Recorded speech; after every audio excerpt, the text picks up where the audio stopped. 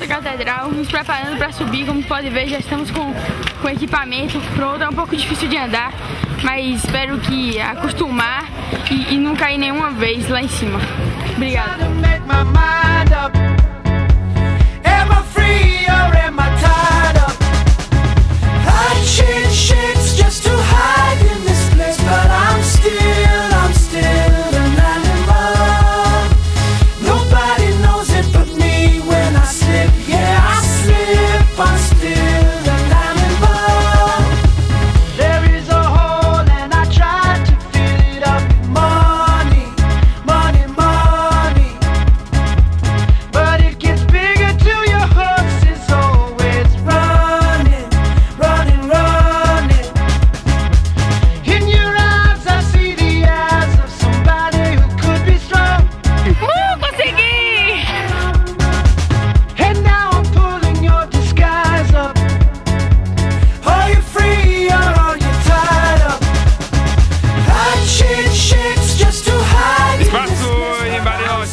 É muito bom, isso aqui é fácil.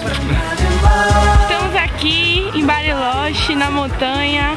A melhor sensação do mundo, pegar na neve.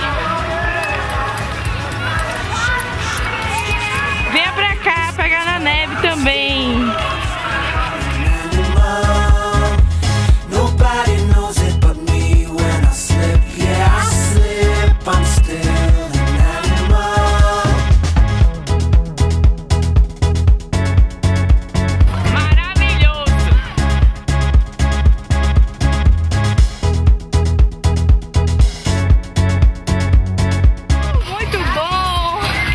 Esquiar é muito bom, melhor do que eu pensava. Tô gostando muito!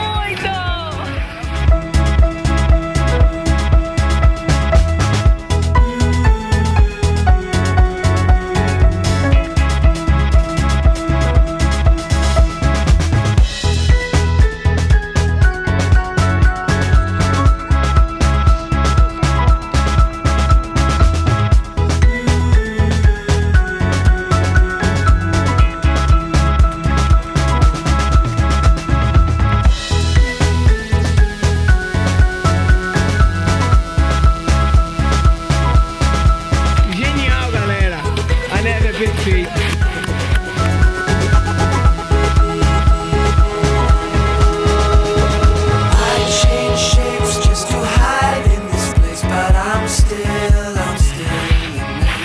Aqui em Bariloche está muito legal.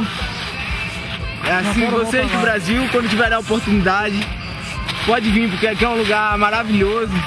O clima é muito bom.